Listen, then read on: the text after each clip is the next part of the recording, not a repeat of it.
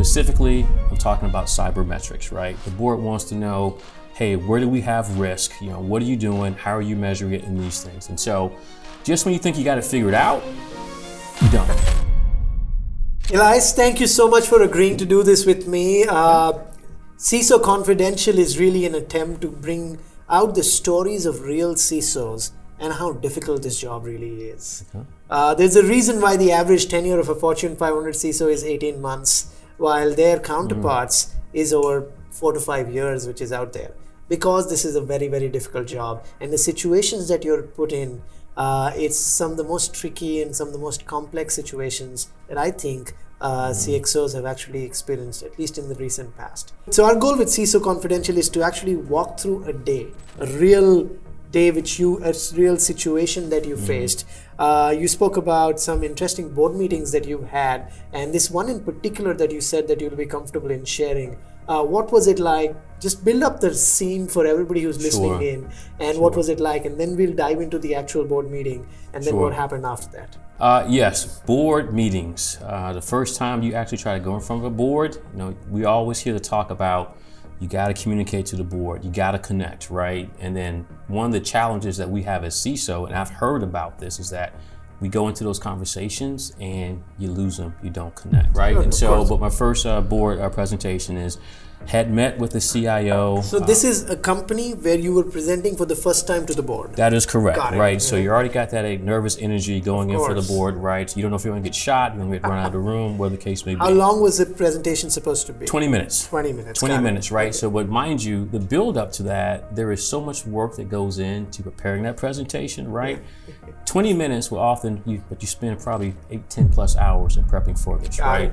And so that's on the lower side, by the way. I've had CISOs tell me it's been anywhere between 30, 40, 50 hours in going into that. Well, and then I'll tell you what too, though, but your pre-work before that goes probably like 4 or 5 weeks before the actual board happens, right? From that perspective. And so having had to do a review with the CIO and then also the CFO, you go into this board, you think you're buttoned up, right? So specifically, I'm talking about cybermetrics, right? The board wants to know, hey, where do we have risk? What are you doing? How are you measuring it in these things? And so just when you think you got it figured out, you don't, right? And so So talk to me about that day. So you were preparing for a few weeks, you said. Yep, correct. And you did a few reviews with a few people. Then how was it that morning? Was it virtual? Was it in person? It's in person, right? It was an in-person presentation. And so for me, I'm not one of those people who have the gift of gab. Right, so I would disagree, but that's fine. You're one of the most articulate CISOs that I know of, but please go ahead. Our brother, you're too kind. And so, but for me, there's a lot of nervous energy. So we're waiting outside this boardroom at this company, and it's a lot of old wood, right? So it's very expensive, it's dark, they got pictures of the founding fathers on the walls, right? So it's very kind of intimidating, right? And so I'm watching you. Yeah, right, correct, right? Hey, you better get it right.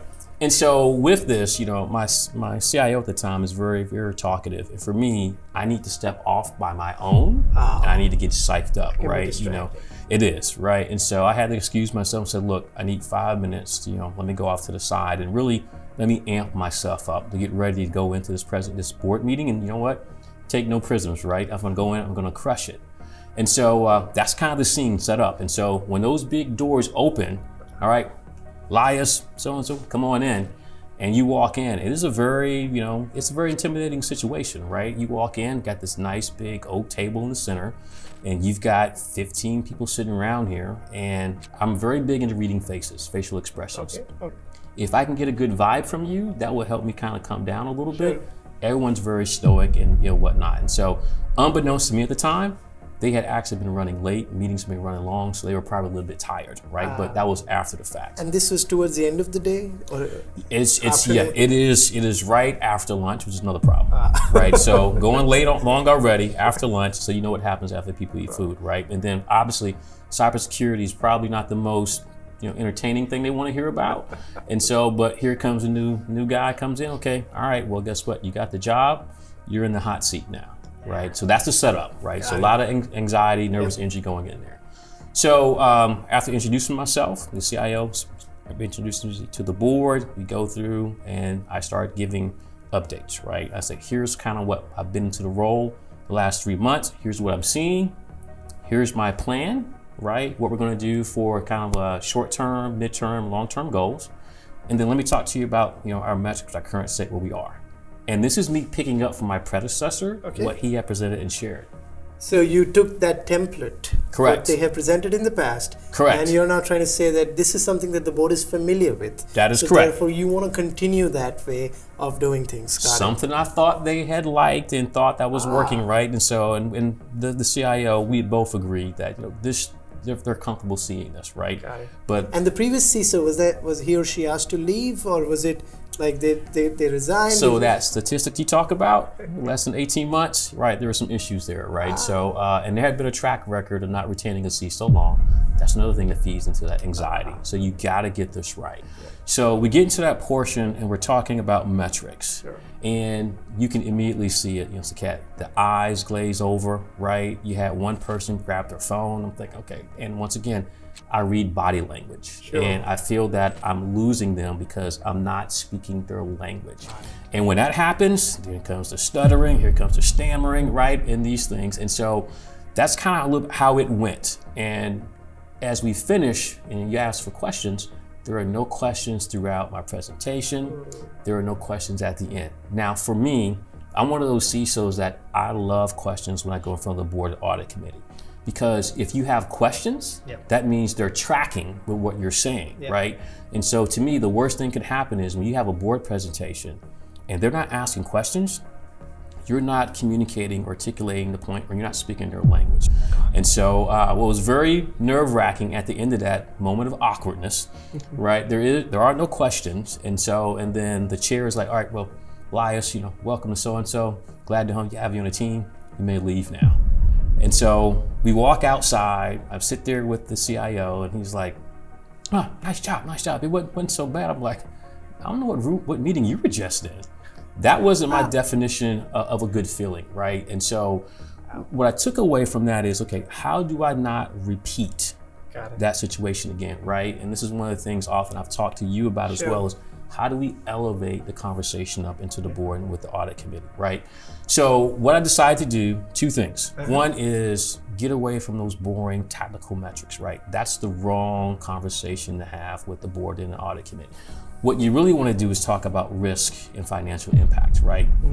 Talk their love language, right? And that's what they track and what they understand, because these are very smart people running some of the largest companies in the world. They always talk about risk and finances, right? So you got to do that. But the other inside track was connecting with a board member before you go in, get some insight track on, hey, what's the personality of this board? What do they like? What do they naturally gravitate towards? And so I was able to connect with a former CIO on the board.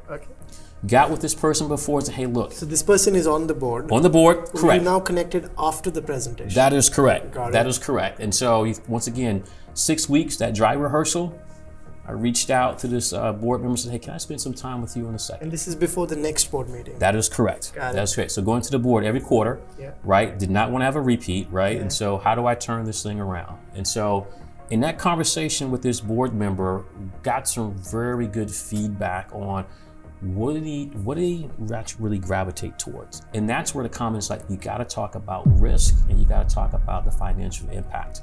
They don't care anything about those tactical operational metrics, and that's why you see them glaze over. So I was coming before that group making the same mistake as my predecessor and those before.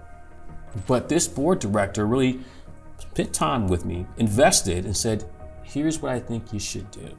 And so took that feedback, met with my manager, the CIO, and said, hey, we're gonna do something different.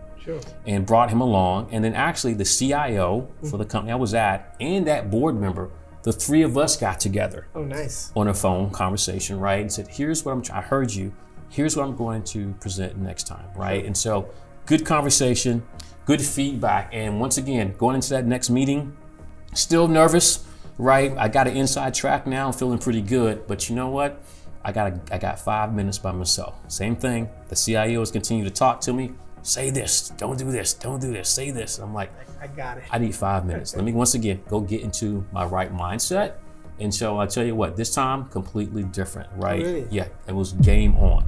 Because from the minute I started talking about risk and then trying to go through and quantify that for them, so many questions were coming, Saket. They were just like, well, tell me about this. Why are you thinking this, right? And what do you need here to help you accomplish this? From that perspective, I've been, and you know this, brother, I've been talking to you a lot of times. I've been taking that same approach every time subsequently, and it's working. Going ahead and quantifying things has traditionally not been very easy. And that's the reason why a lot of people have tried doing it and not been able to do that, because manually putting things into FAIR also was very, very difficult, right? Correct. And Elias, you've been a champion that I've seen. You always try to go ahead and say, how can you quantify, even if it's not super, super precise. Correct. But even getting to a point which is not red, amber, green, not high, medium, low. How do you get towards that? And of course, FAIR helping with that. Your quick learnings now, this is the second year that you've come at the FAIR conference. Sure. And just learning around, how your peers out here that you get to see, how you're looking at cybersecurity risk quantification and management, and how's that changing, the conversations with your board, with your peers, at the same time with your teammates. Yeah, so I think what I'm seeing now is that it's helping us get zero clear focus on where we need to go in terms of trying to invest in the program, right? What I'm seeing now is we got a lot more people starting to be really good risk practitioners, right? So no longer are we talking about compliance checks. Yep. We're now talking about, risk and quantifying it. But the thing that I'm seeing now, particularly what's happening with SAFE, is if you think about those processes, how we did quantification in the past, very manual. You all have taken that now, codified, captured that tacit knowledge, have codified it, and then put it into a platform that does it automatically for us, Sure. right? So for us as security leaders, the job for us really now is to understand what's under the hood. Let's Sure. look under the SAFE platform. Let's understand what it's using. It's using FAIR. Yep. We're familiar with FAIR. There are other factors that go into that, SAFE score that comes out into this that helps Yep. you understand, here are your biggest risks. Yep. Here's the financial impact.